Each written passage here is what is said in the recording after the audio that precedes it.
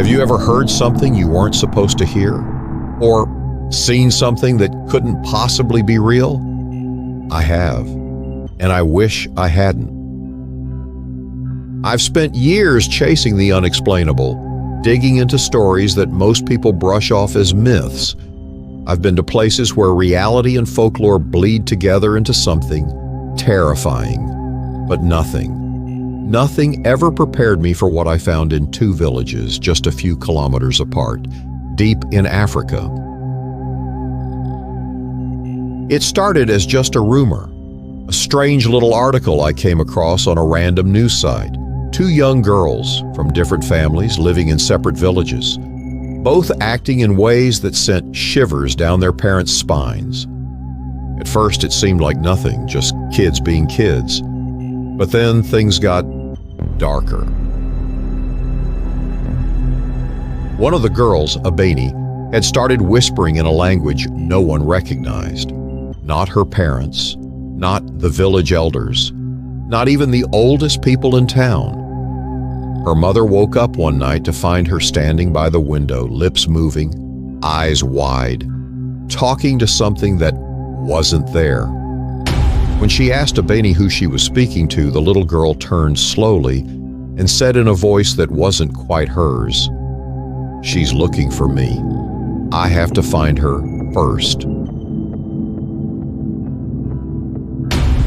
Then there was Nia. She had started drawing symbols in the dirt. Strange, intricate patterns her parents couldn't understand. One evening, her father followed her into the jungle, barefoot, mumbling to herself.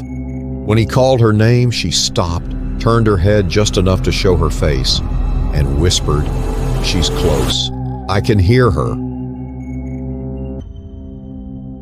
The strangest part? These two girls had never met. They had no idea the other existed. But somehow, their connection grew stronger. They stopped eating, stopped talking, just sat and stared at walls for hours. And then, one night, they vanished.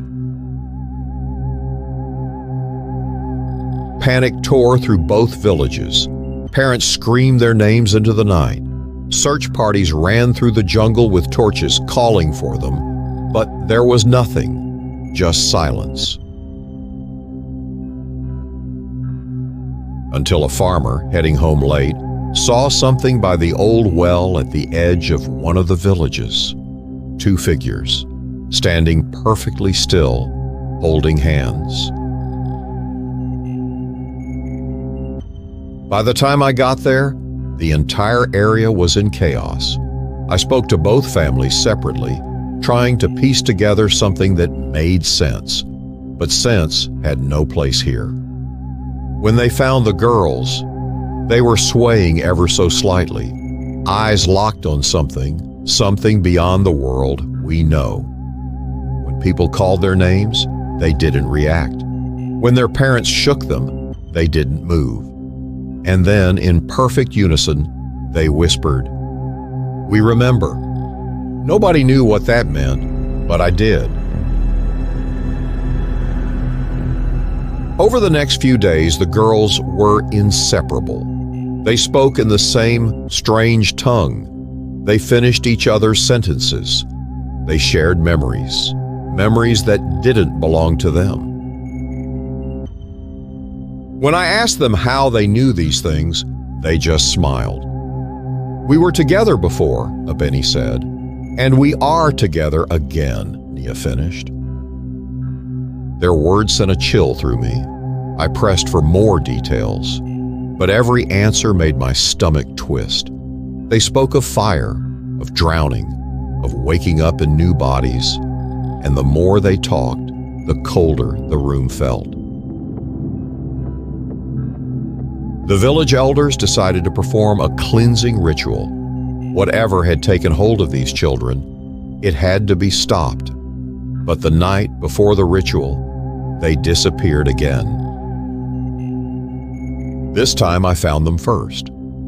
Deep in the jungle, they stood facing each other, hands clasped, foreheads touching. They were chanting, low, rhythmic, almost like a song from somewhere ancient.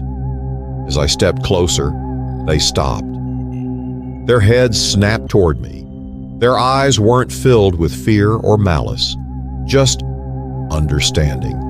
Something ancient, something absolute.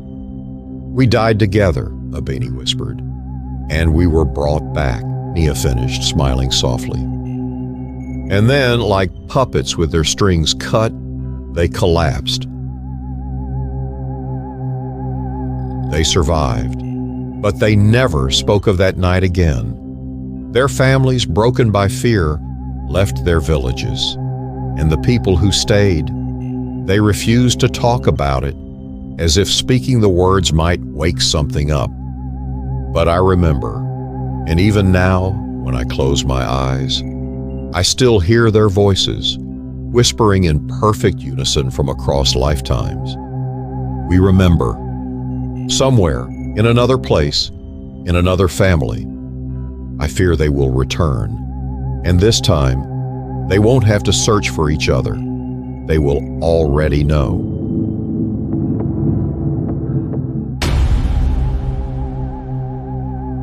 Sleep well if you're not haunted.